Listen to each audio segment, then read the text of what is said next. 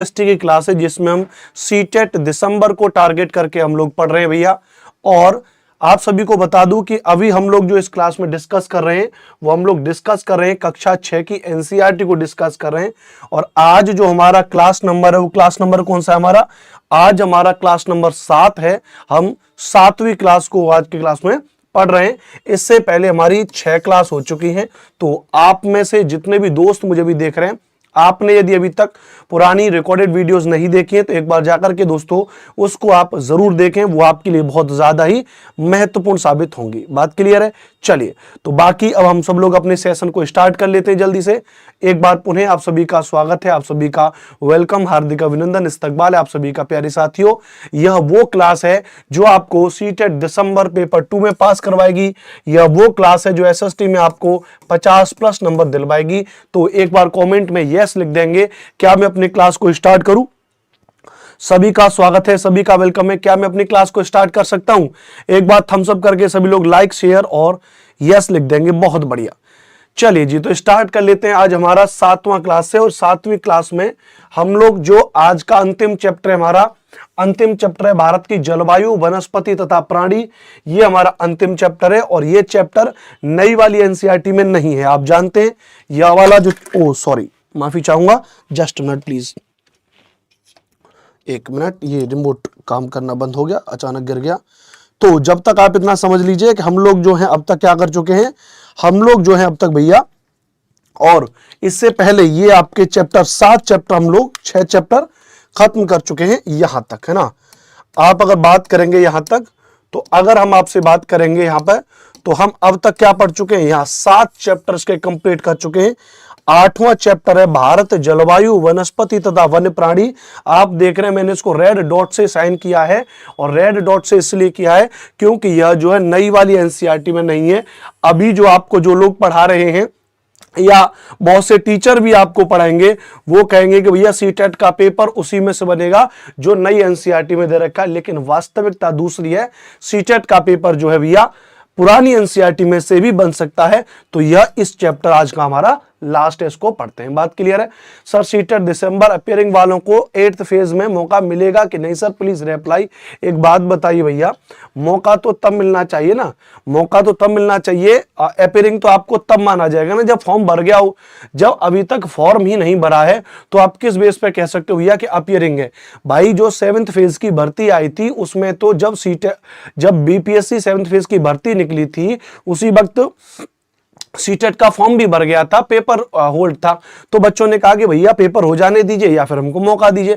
लेकिन अब तो दिसंबर में तो बहुत दूर है ना, और भर्ती अभी फॉर्म भरा जाएगा, अक्टूबर में फॉर्म भरा जाएगा, पेपर होगा दिसंबर में। तो इसको आप अपीयरिंग थोड़ी ना कह सकते हो, इसको आप अपीयरिंग नहीं कह सकते हो। चलिए स्टार्ट कर लेते हैं। तो पहला प्रश्न आपके सामने है, बहुत बढ़िया सवाल है, जरा जवाब देंगे। मानसून शब्द की उत्पत्ति किस भाषा से हुई है?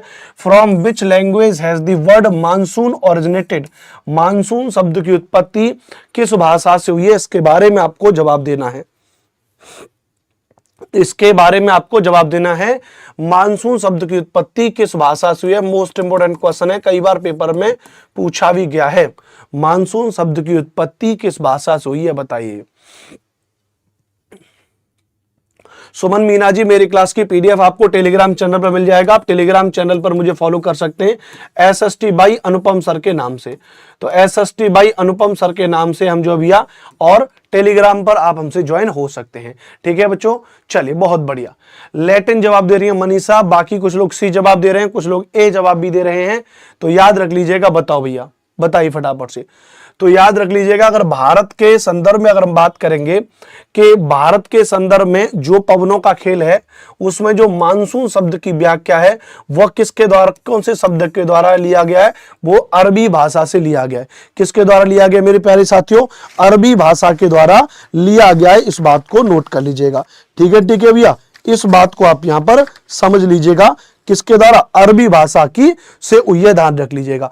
और मानसून शब्द की उत्पत्ति किस भाषा से हुई है? अरबी भाषा से हुई है। लेकिन अरबी भाषा में भी वो शब्द कौन सा था? तो अरबी भाषा में जो शब्द था जिसका नाम था मौसम। अरबी भाषा में जो शब्द था जिसका नाम क्या था? मौसम। और मौसम का अर्थ क्या होता है भैया? पवनों की दिशा। मौसम का अर्थ अगर आपसे पूछा जाए तो इसका अर्थ होता है पवनों की दिशा। क्या होता है भैया? पवनों की दिशा होता है। इस बात को याद रख लीजिएगा, इस बात को समझने की कोशिश करिएगा। एक और बहुत अच्छा फैक्ट आपको मैं बताऊं भैया, याद रखना कि यहां पे इसकी ये जो व्याख्या की गई है वो मौसम शब्द जो अरबी भाषा का है उससे बना है मानसून शब्द। ये बात तो आपको पता ही होगी, ठीक है भैया। लेकिन यहां पे समझने की कोशिश करिएगा, इस मानसून के बारे में सबसे पहले किसी एक व्यक्ति के द्वारा बताया गया था। याद रख लीजिएगा, भारत में एक वंश चल रहा था, गुर्जर प्रतिहार वंश। कौन सा? भारत में एक वंश था जिस वंश का नाम था गुर्जर प्रतिहार वंश। और उस गुर्जर प्रतिहार वंश के समय पर ही भारत में एक यात्री आया था, एक अरबी यात्री। Arab travellers came to India at the time period of Gurjara Pratihara dynasty. Gurjara Pratihara वंश के समय पर एक अरबी यात्री आया जिसका नाम था अल मसूदी। क्या नाम था भैया? जिसका नाम क्या था मेरे प्यारे साथियों? अल मसूदी। क्या नाम था भैया? जिसका नाम था अल मसूदी। इस बात को याद रख लीजिएगा, ठीक है। क्या नाम था इसका? अल मसूदी। तो अल मसूदी जो है भारत आया, गुर्जर प्रतिहार वंश के समय पे भारत आया। और इसी अल मसूदी जो एक अरबी यात्री था, इसी ने भैया और मानसून के बारे में सबसे पहले बताया और वही आगे चल के ये पूरी की पूरी कहानी हो गई भैया। इस बात को आप याद रख लीजिएगा, इसको आप यहां पर समझ लीजिएगा प्रॉपर तरीके से। बात क्लियर है? थोड़ा सा दोस्तों मेरे प्यारे साथियों, फैन की स्पीड मैंने तेज की है क्योंकि लाइट नहीं आ रही है। इन्वर्टर बैकअप पे पढ़ा रहा हूं मैं आपको, तो एसी नहीं चल रहा है, गर्मी की वजह से दिक्कत हो जाएगी, इसलिए मैंने फैन को थोड़ा तेज कर दिया। आप लोग थोड़ा सा मैनेज करिएगा, ठीक है। चलिए, ये बात क्लियर है। पहला पॉइंट आपका क्लियर हो जाएगा। बताओ तो मानसून शब्द की उत्पत्ति किस भाषा से हुई है? तो मानसून शब्द की उत्पत्ति अरबी भाषा से हुई है। और अरबी भाषा में अगर हम आपसे बात करेंगे तो अरबी भाषा का एक शब्द है मौसम, जिसका अर्थ होता है पवनों की दिशा।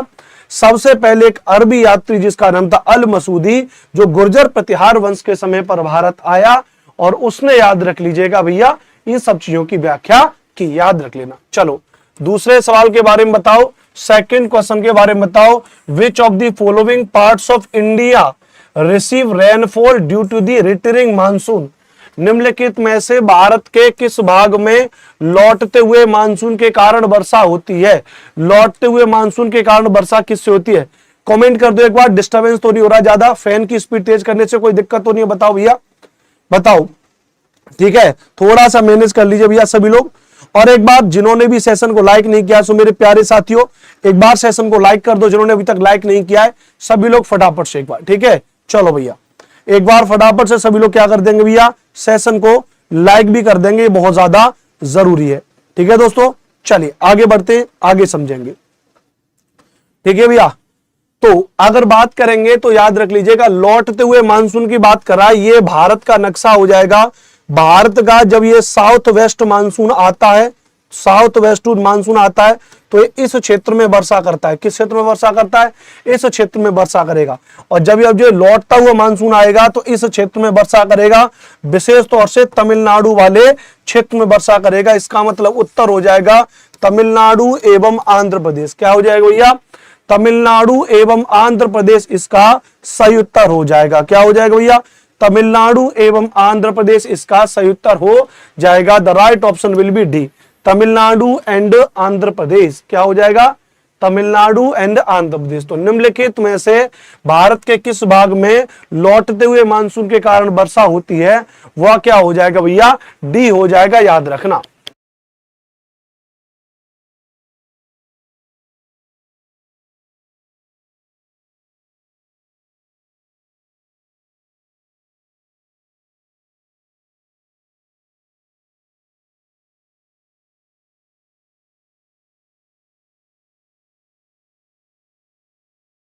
ठीक है भैया, वो क्या हो जाएगा? डी हो जाएगा। अगले सवाल की तरफ बढ़ेंगे। चलिए नेक्स्ट क्वेश्चन, तीसरे क्वेश्चन का जवाब दीजिए। तीसरे क्वेश्चन को एक बार पढ़ लीजिए। ये वे प्रश्न हैं जो आपके पेपर में निश्चित तौर से पूछे जाएंगे। समझ रहे हो भैया? ये वे सवाल हैं जो आपके पेपर में निश्चित तौर से पूछे जाएंगे।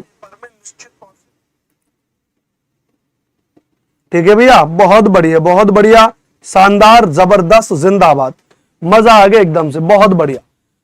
कह रहा है नीचे दिए गए कथन एवं कारण पर विचार करिए भैया। क्या कह रहा है? कथन एवं कारण पर विचार करिए।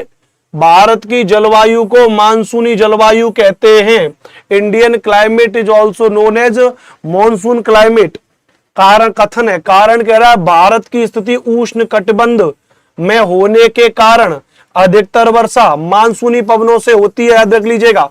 और इन्हीं मानसूनी पवनों के बारे में, इन्हीं मानसूनी पवनों के बारे में ही तो सबसे पहले अरबी यात्री अल मसूदी ने बताया था, और तभी तो वहां से ये एक नया शब्द निकला मानसून। और वो नया शब्द मानसून किससे निकला था? अरबी भाषा के मौसम शब्द से। और मौसम का अर्थ क्या था भैया? पवनों की दिशा। मौसम शब्द का अर्थ क्या था? पवनों की दिशा। और अल मसूदी कब आया था? तो अल मसूदी आया था गुर्जर प्रतिहार वंश के समय पे। कब आया था? गुर्जर प्रतिहार वंश के समय आया था, याद रखना। तो यह पेपर में ऐसे प्रश्न भी पूछे जाते हैं।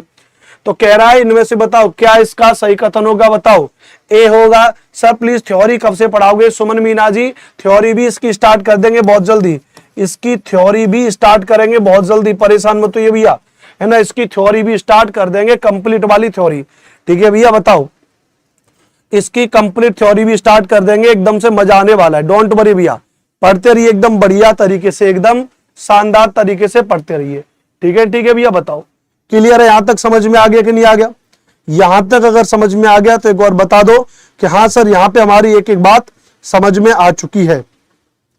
ठीक है भैया, बताओ। क्लियर है? बहुत बढ़िया। तो बिल्कुल सही है मेरे प्यारे साथियों। इसका उत्तर क्या हो जाएगा? ए इसका सही उत्तर हो जाएगा, याद रखना। क्या हो जाएगा? ए इसका सही उत्तर हो जाएगा। ए एवं आर दोनों सही है तथा आर ए की क्या हो जाएगी? सही व्याख्या हो जाएगी, याद रखना। ठीक है भैया, बिल्कुल सही है शशि शेखर जी, बिल्कुल सही है। क्लास का लिंक टेलीग्राम पर शेयर कर दिया करो, है ना। हाँ, इसको शेयर कर देंगे। आज शेयर नहीं कर पाए, ये गड़बड़ हो गया, है ना। आज मैं शेयर नहीं कर पाए, ये गड़बड़ हो गया मामला, है ना। तो अभी शेयर कर दे रहा हूं मैं। क्या कर दे रहा हूं भैया? मैं अभी शेयर कर दे रहा हूं ताकि अधिक से अधिक बच्चे जुड़ जाएंगे। ठीक है भैया, बहुत बढ़िया, बहुत बढ़िया, शानदार, जबरदस्त, जिंदाबाद।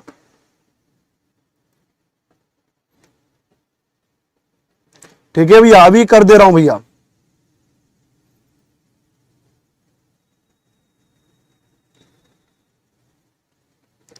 लीजिए सब कर दिया। ठीक है भैया, चलो बहुत बढ़िया, शानदार, जबरदस्त, जिंदाबाद। आगे चलेंगे, आगे बढ़ेंगे भैया, अगले चलते हैं। तो आगे बढ़ेंगे दोस्तों, याद रखना अगले प्रश्न की तरफ बढ़ेंगे। नेक्स्ट क्वेश्चन, चौथा प्रश्न आपके सामने, मोस्ट इंपोर्टेंट क्वेश्चन है भैया। चौथा क्वेश्चन आपके लिए मोस्ट इंपोर्टेंट क्वेश्चन है, याद रखना। यह आपके पेपर में पूछा जाएगा, यह आपके पेपर में पूछा जाएगा यह सवाल कि किसी स्थान की जलवायु के निर्धारण में कौन कौन से कारक महत्वपूर्ण होते हैं। What factors are important in determining the climate of a place?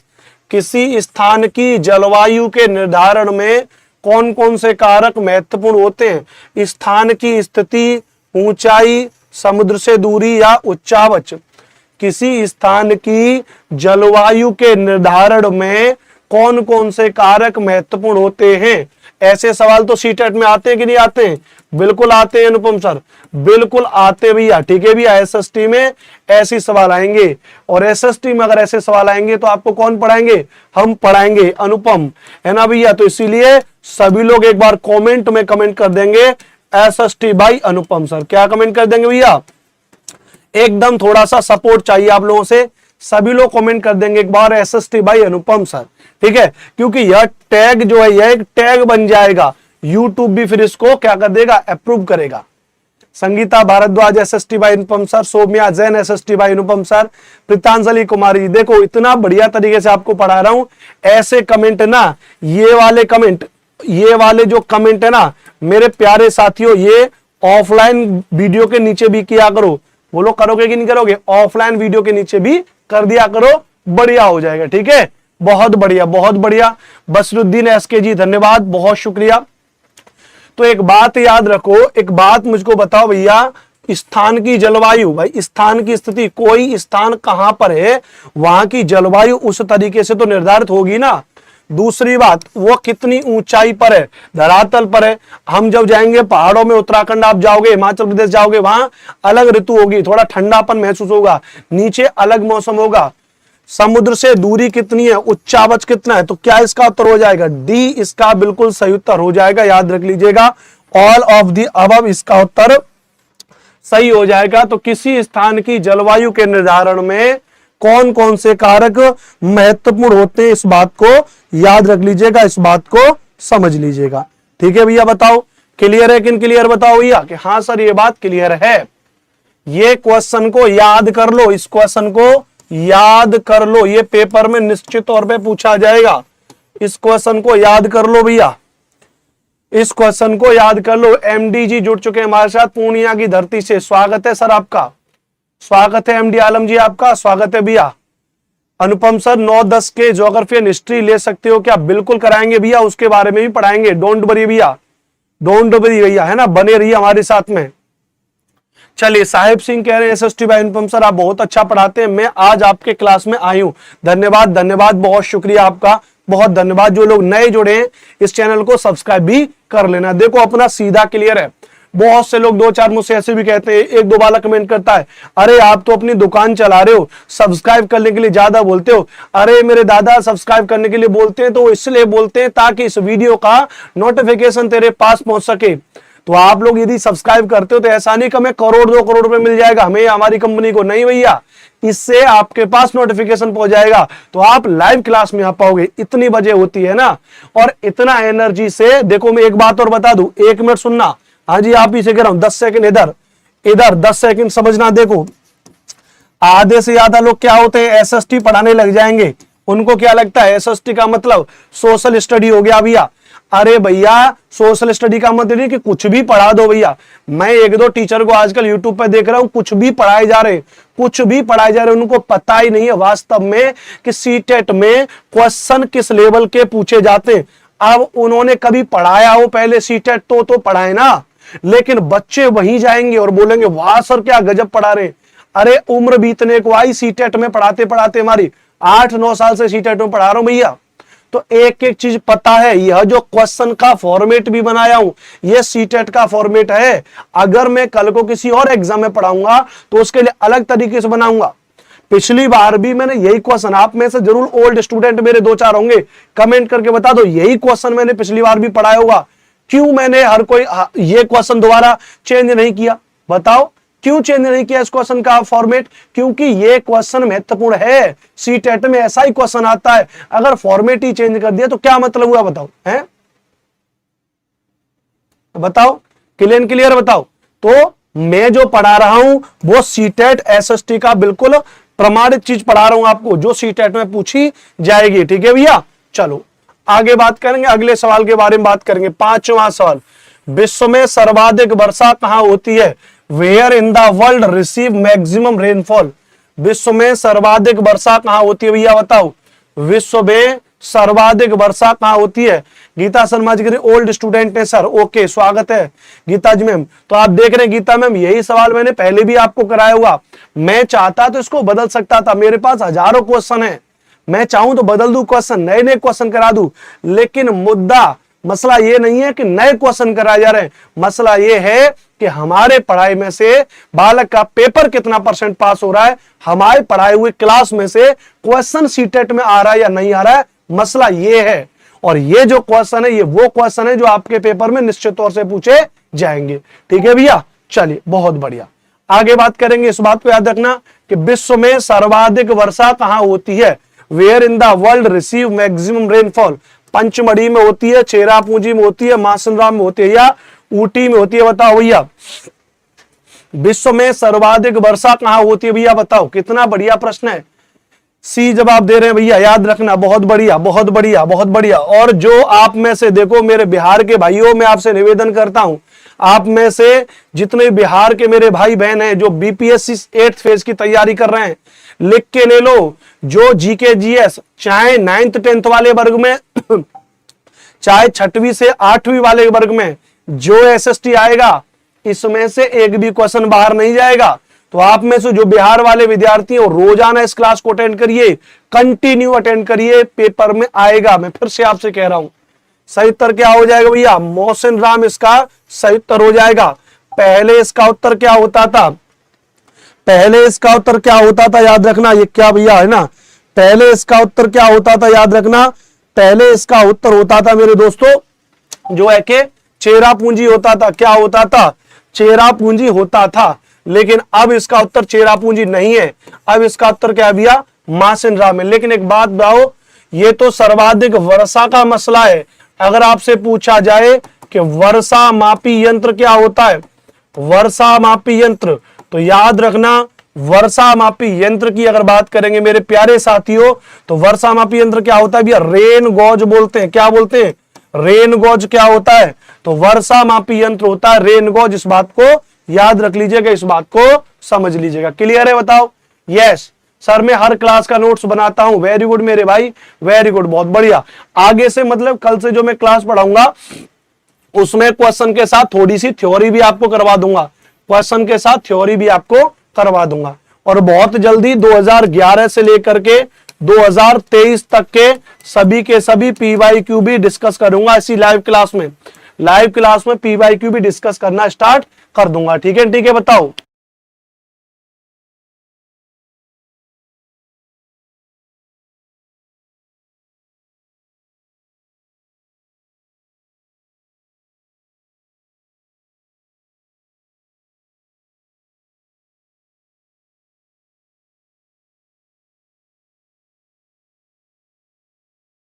ठीक है भैया, क्लियर, बताओ भैया, बहुत बढ़िया, बहुत बढ़िया, शानदार, जबरदस्त, जिंदाबाद। आगे बात करेंगे, अगले सवाल पे चलेंगे। ठीक है, नेक्स्ट क्वेश्चन। नेक्स्ट क्वेश्चन क्या करा है, छठवें सवाल के जवाब दीजिए।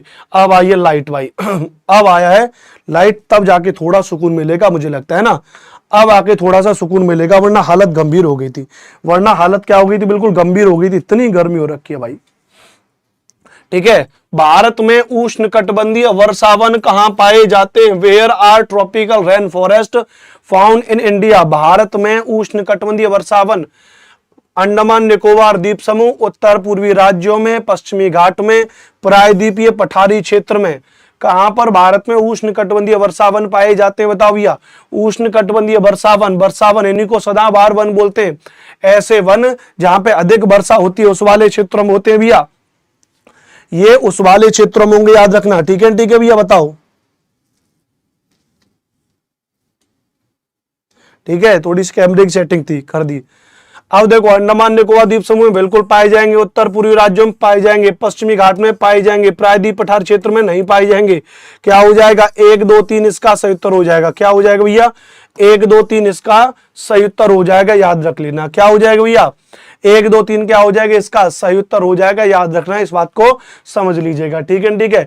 140 बच्चे लाइव देख रहे हैं, 140 बच्चे लाइव देख रहे हैं, लेकिन लाइक की संख्या इतनी कम है।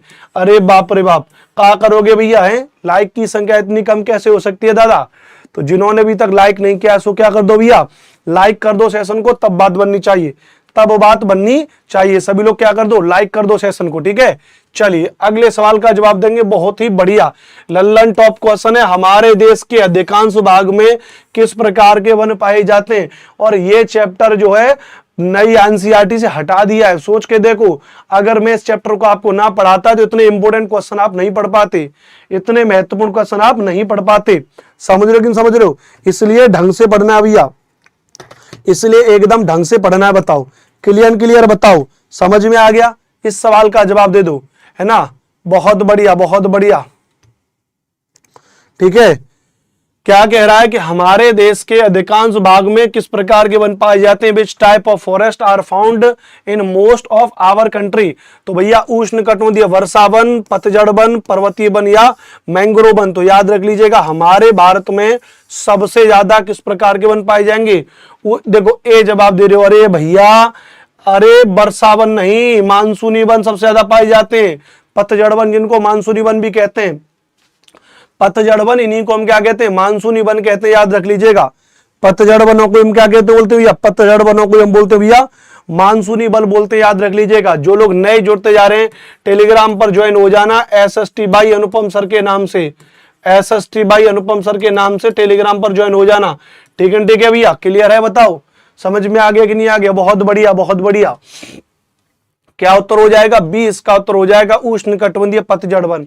उष्ण कटिबंधीय पतझड़ वन इसका सही उत्तर हो जाएगा। हमारे देश के अधिकांश भाग में किस प्रकार के वन पाए जाते हैं, तो सही उत्तर हो जाएगा उष्ण कटिबंधीय पतझड़ वन इसका सही उत्तर हो जाएगा। 8वें सवाल के बारे में जवाब दो। निम्नलिखित में से कौन सा कथन सत्य है? Which of the following statement is are true? निम्नलिखित में से कौन सा कथन सत्य है, बताओ भैया। सर हमने ज्वाइन किया हुआ Telegram. Okay Saumya Jain ji, very good. ठीक है भैया, निम्नलिखित में से कौन सा कथन सत्य है? 145 बच्चे लाइव देख रहे हो, लेकिन आप लोग भाई सपोर्ट नहीं कर रहे हो। हमने कहा है कि इसको 200 प्लस कर दो भैया, इसको वॉचिंग को 200 प्लस करना है, लेकिन सपोर्ट आप नहीं कर रहे हो भाई साहब हैं। थोड़ा बहुत तो सपोर्ट बनता है ना बॉस। एक बार शेयर करके आ जाओ यार, अपने सभी टेलीग्राम पे, अपने व्हाट्सएप ग्रुप में, अपने सभी फेसबुक पर एक बार 30 सेकंड का समय ले लो यार, एक बार शेयर करके आ जाओ बॉस, मजा आ जाना चाहिए यार। 200 संख्या पार हो जाए तो एकदम से मौज आ जाएंगी। फिर तो मैंने पहले ही बोला था 200 प्लस पार कर लो, और संडे या सैटरडे मैं आपको 3 घंटे की अलग से मैराथन स्पेशल वाली देने वाला हूं, बढ़िया वाली। जितने भी ऑनलाइन के पेपर हुए हैं, जितने ऑनलाइन के पेपर हुए ना, वो सभी ऑनलाइन के पेपर करा दूंगा 3 घंटे में, समझ रहे हो बॉस। तो थोड़ा सा एक बार क्या कर दो, सपोर्ट कर दो, मामला शेयर कर दो अपने सभी दोस्तों तक। चलो, जब तक इस 8वें सवाल का जवाब दो फटाफट से।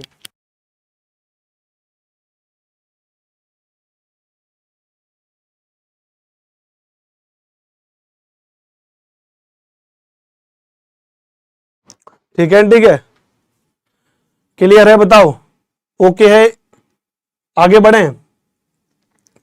चलो भैया,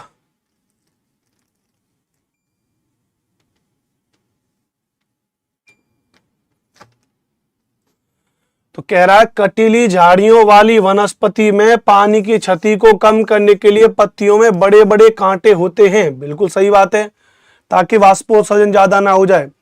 पर्वतीय क्षेत्रों में पर्वतों की ऊंचाइयों के साथ वनस्पतियों में भी भिन्नता आती है। ये बात बिल्कुल सही है, पहला भी सही है और दूसरा भी सही है। अतः इसका उत्तर क्या हो जाएगा? सी इसका उत्तर हो जाएगा। एक चैप्टर होता है, जिस चैप्टर का नाम क्या भैया? जिस चैप्टर का नाम है भारत में प्राकृतिक वनस्पति, और जितनी प्रकार की, मतलब मुख्य रूप से तो 5 प्रकार की वनस्पति और एक छोटी सी वनस्पति और है। तो ऐसे कुल मिला करके जितनी भी प्रकार की वनस्पति, उस वनस्पति को मैं आपको एक दिन करा दूंगा। ठीक है भैया, उस सभी वनस्पति को मैं आपको एक दिन करा दूंगा, इस बात को याद रख लीजिएगा। तो ये प्रश्न मोस्ट इंपोर्टेंट प्रश्न है, इसको याद रखना। ये बहुत महत्वपूर्ण सवाल है, पेपर में पूछा जा सकता है। इंग्लिश वाले इंग्लिश में पढ़ लो, हिंदी वाले हिंदी में पढ़ लो। अजीत कुमार गुड इवनिंग मेरे भाई। तो इस सवाल का उत्तर क्या हो जाएगा? इस सवाल का उत्तर हो जाएगा सी। इस सवाल का उत्तर हो जाएगा, क्या हो जाएगा? सी इस सवाल का उत्तर हो जाएगा। ठीक है भैया, श्रेया कह रही है मैंने 3 फ्रेंड को शेयर किए हैं। Thank you very much Shreya, बहुत शुक्रिया आपका, थैंक यू इतना सपोर्ट करने के लिए, हृदय से धन्यवाद आपका। चलिए ठीक है, सपोर्ट तो सपोर्ट होता है। देखो जैसे मैं आप सभी को थोड़ा सपोर्ट करूं, आप किसी और को करें, आप किसी और को करें, तो सपोर्ट होता है, चाहे थोड़ा सही चाहे ज्यादा सही। ठीक है भैया, चलिए अगले सवाल की बात करेंगे। नेक्स्ट क्वेश्चन देखो, 9वां क्वेश्चन तो इतना महत्वपूर्ण है, इस पे तो स्टार लगा लेते भैया, इस पे तो स्टार लगा लो, यह तो सीटेट के पेपर में पूछा जाएगा। 5 स्टार लगा लो भैया, 5 स्टार लगा लो, ये तो पेपर में पूछा ही जाएगा एट एनी कॉस्ट। ठीक है, बताओ भैया, पढ़ लो सवाल को। कह रहा है नीचे दी गई सूची फर्स्ट को सूची सेकंड से सुमेलित कीजिए भैया। सूची फर्स्ट को सूची सेकंड से सुमेलित करिए। रोजवुड, महोगनी, पीपल, नीम, खैर, बबूल, पाइन, देवदार, और इधर इन वनस्पतियों के प्रकार दे रखे हैं। मिलान में क्या सही है बताओ? मिलान में क्या सही है? मिलान करके बता दो कि सर मिलान में यह चीज यहाँ पे सही है। ठीक है, मिलान में बता दो कि सर मिलान में यह चीज सही है यहाँ पे। ठीक है, बताओ कि हाँ सर मिलान में हमारे में यह चीज सही है। ठीक है, क्या कह रहा है बताओ भैया मिलान में? तो देखो मिलान में कह रहा है, अगर सबसे पहले अगर आप बात करोगे तो देखो पाइन और देवदार ये क्या हो जाएंगे भैया? ये हो जाएंगे पर्वतीय वनस्पति। हो गए पीपल और नीम क्या हो जाएंगे? हमारे पतझड़ वन हो जाएंगे, है ना भैया? समझ रहे हो, है ना। तो और अगर देखा जाए रोजवुड और महोगनी क्या हो जाएंगे, तो ये हो जाएंगे सदाबहार वन। अतः इसका उत्तर क्या हो जाएगा, सी। 2 4 3 1 क्यों हो जाएंगे, क्योंकि रोजवुड और महोगनी क्या हो जाएंगे, उष्णकटिबंधीय सदाबहार वन। एक का हो जाएगा 2। पीपल और नीम हमारे यहाँ पर पाए जाते हैं, कैसे हो जाएंगे, उष्णकटिबंधीय पतझड़ वन, या इन्हीं को हम क्या बोलते हैं, मानसूनी वन। पतझड़ वन या मानसूनी वन बोलते हैं। खैर और बबूल की अगर बात करेंगे तो ये क्या हो जाएंगी, कटीली झाड़ियां हो जाएंगी। पाइन और देवदार की अगर बात करेंगे तो ये क्या हो जाएंगे, ये पर्वतीय वनस्पति हो जाएगी। अतः ए का क्या हो जाएगा 2, बी का क्या हो जाएगा 4, सी का क्या हो जाएगा 3, डी का क्या हो जाएगा 1। तो 2 4 3 1 सही उत्तर क्या हो जाएगा, सी इसका उत्तर हो जाएगा, याद रख लेना। सी इसका सही उत्तर हो जाएगा, इस चीज को याद रख लेना, मोस्ट इंपोर्टेंट है भैया। ठीक है, ठीक है, सी इसका सही उत्तर हो जाएगा, इस चीज को याद रख लेना। आगे बढ़ेंगे, चलिए आगे बढ़ेंगे, चलिए नेक्स्ट क्वेश्चन। ठीक है, 9वां सवाल समझ में आ गया कि नहीं आ गया, 9वां प्रश्न यहाँ पे समझ में आ गया कि नहीं आ गया। आगे चलेंगे, 10वां सवाल क्या कह रहा है, मैंग्रोव वन के संदर्भ में निम्नलिखित कथनों पर विचार करिए। मैंग्रोव वन के संदर्भ में निम्नलिखित कथनों पर विचार करिए। With reference to mangrove forest consider the following statement. Mangrove वनों के संदर्भ में निम्नलिखित कथनों पर विचार करिए। क्या है मैंग्रोव वनों की कहानी, ये वन खारे पानी में भी रह सकते हैं, ये वन खारे पानी में भी रह सकते हैं। सुंदरी इस प्रकार के वनों की महत्वपूर्ण प्रजाति है। उपयुक्त में से कौन सा कथन सत्य है, उपयुक्त में से कौन सा कथन सत्य है, बताओ भैया। मैंग्रोव वन के संदर्भ में निम्नलिखित कथनों पर विचार करिए। ये वन खारे पानी में भी रह सकते हैं। सुंदरी इस प्रकार के वनों की महत्वपूर्ण प्रजाति है। उपयुक्त में से कौन से कथन सत्य हैं, इनके बारे में आपको जवाब देना है। इसके बारे में आपको जवाब देना है कि हाँ सर इसका जवाब ये हो जाएगा। बताओ भैया, बताओ कि इसका जवाब ये हो जाएगा, याद रखना। तो देखो भैया, अगर बात करेंगे तो क्या हो जाएगा, दोनों के दोनों कथन क्या हो जाएंगे, सही। सी इसका उत्तर हो जाएगा। 1 और 2 दोनों सत्य हैं, पहला भी सही है दूसरा भी सही है। सुंदरी के साथ साथ इसमें कैसुरीना के वृक्ष भी पाए जाते हैं। क्या पाए जाते हैं, कैसुरीना के वृक्ष भी पाए जाते हैं। और क्योंकि सुंदरी वनस्पति यहाँ पर ज्यादा पाई जाती है, और इसी सुंदरी के ज्यादा पाए जाने की वजह से यहाँ का जो डेल्टा है उसका नाम भी पड़ गया है सुंदरवन डेल्टा। क्या पड़ गया है, सुंदरवन डेल्टा, इसी का नाम भी सुंदरवन डेल्टा पड़ गया, याद रख लीजिएगा। इसका नाम भी क्या पड़ गया भैया, सुंदरवन डेल्टा, इसी का नाम भी पड़ गया है, याद रखना। अगला सवाल देखो कितना, 11वां सवाल। वन्य जीव सप्ताह कब मनाया जाता है, when is wildlife week celebrated. वन्य जीव सप्ताह दिवस कब मनाया जाता है, वन्य जीव सप्ताह दिवस कब मनाया जाता है, इसके बारे में आपको जवाब देना भैया। कब मनाया जाता है वन्य जीव सप्ताह दिवस, वन्य जीव सप्ताह दिवस कब मनाया जाता है, इसके बारे में आपको जवाब देना है, बताओ। ठीक है भैया, बताओ जल्दी से कि वन्य जीव सप्ताह दिवस कब मनाया जाता है।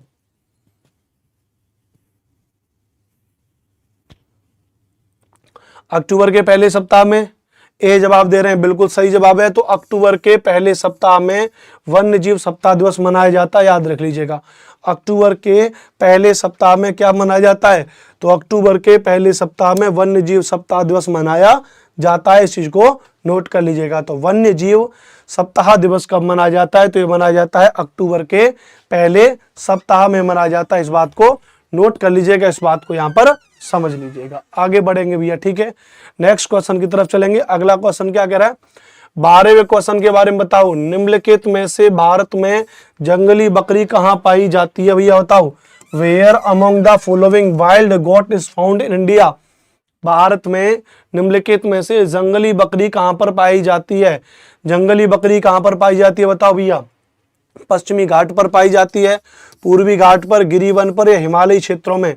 भारत में जंगली बकरी कहाँ पर पाई जाती है, बताओ भैया।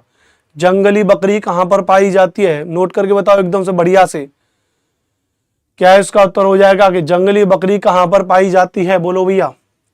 भारत में, ये कक्षा 6 की एनसीईआरटी में दे रखा है, आप लोग पढ़ते हो नहीं भैया, दूसरों पे दोष लगाते हो। देखो ये जो है आपकी, ये कौन सी है, तो कक्षा 8 की है भैया। कहाँ की, कक्षा 6 की एनसीईआरटी भी इधर कहीं रखी होगी, ये रही है ना। आप देखोगे तो यह जो कक्षा 6 की एनसीईआरटी, ये भी 7 की है ठीक है, सारी एनसीईआरटी रखी मेरे पास। तो ये रही, ये जो कक्षा 6 की एनसीईआरटी, याद रखना, इस कक्षा 6 की एनसीईआरटी में सब कुछ दे रखा है, और मैंने आपको ये कक्षा 6 की एनसीईआरटी पूरी पढ़ा दी। आज ये लास्ट चैप्टर है, आज ये लास्ट चैप्टर है। इस पूरी कक्षा 6 की एनसीईआरटी में कितने चैप्टर दे रखे हैं, ये पुरानी वाली है मेरे पास, इसमें 8 चैप्टर दे रखे हैं आपके सामने। कितने चैप्टर दे रखे हैं, 8 चैप्टर। ये मैंने आपको पूरा भरपूर पढ़ा दिया। बताओ इसके अलावा और मैं आपको क्या पढ़ाऊं दोस्तों, है ना। ना इसमें कुछ थ्योरी बची, ना इसमें कुछ क्वेश्चन बचे, क्योंकि क्वेश्चन के साथ अधिकांशतः मैंने थ्योरी आपको करा दी। तो बस इसको अगर आप पढ़ लेते हो तो मामला सेट हो जाएगा। बस और किसी चीज की जरूरत ही नहीं है, और किसी चीज की क्या नहीं भैया, जरूरत ही नहीं है। इतना पढ़ लो, मामला क्लियर हो जाएगा। ठीक है, चलो आगे चलें भैया। इसमें 6 चैप्टर हैं। जो अभी नई वाली है उसमें 6 चैप्टर, मेरे पास ओल्ड वाली है। ठीक है, हिमालयी क्षेत्रों में उत्तर क्या हो जाएगा, डी इसका उत्तर हो जाएगा। जंगली बकरी कहां पर पाई जाती है, तो ये जंगली बकरी पाई जाती है वो पाई जाती है आपके हिमालयी क्षेत्रों में पाई जाती है। आज फाइनल है तो इसका पीडीएफ आज भेज दूंगा। आज इसका पीडीएफ आपको अपने टेलीग्राम चैनल पे भेज दूंगा। उसको आप लिख लेना SST बाई अनुपम सर के नाम से। किसके नाम से, SST बाई अनुपम सर के नाम से आप टेलीग्राम चैनल को ज्वाइन कर लेना, और वहां पर जो है मैं भेज दूंगा। ठीक है भैया, वहां पर इसकी पूरी पीडीएफ भेज दूंगा। ठीक है, चलिए सर, मेरे पास पुरानी वाली बुक है, बहुत बढ़िया, प्रिया यादव, तो उसमें तो 8 चैप्टर होंगे, है ना, उसमें तो 8 चैप्टर होंगे। ठीक है, नेक्स्ट क्वेश्चन आज की क्लास का अंतिम प्रश्न है 13वां कि भारत में जंगली गधे का प्राकृतिक निवास स्थान कहां पर है। हालांकि गधे तो खैर हर जगह पाए जाते हैं ठीक है, लेकिन यहाँ पे जंगली गधे की बात की जा रही है कि भारत में जंगली गधे का प्राकृतिक निवास स्थान कहां पर है। Where is the natural habitat of wild donkey in India. Bharat में जंगली गधे का प्राकृतिक निवास स्थान कहां पर है। गिरिवन में है, सुंदरवन में है, कच्छ के रण में है, पश्चिमी राजस्थान के मरुस्थलीय क्षेत्रों में। बताओ तो भारत में जंगली गधे का प्राकृतिक स्थान कहां पर है भैया, बताओ भारत में जंगली गधे का प्राकृतिक स्थान कहां पर है।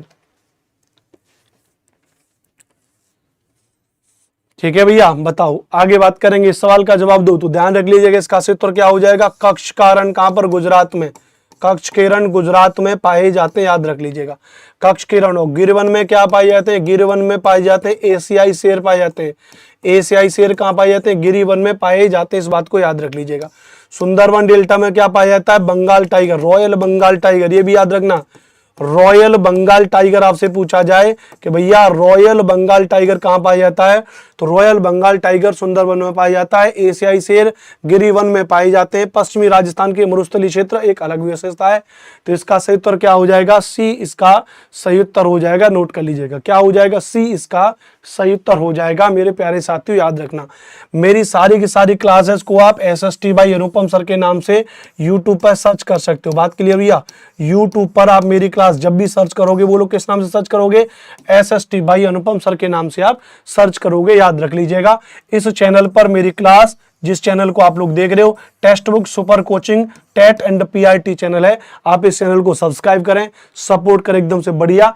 और भैया याद रखना, और ये रहा आज का पूरा मैटर।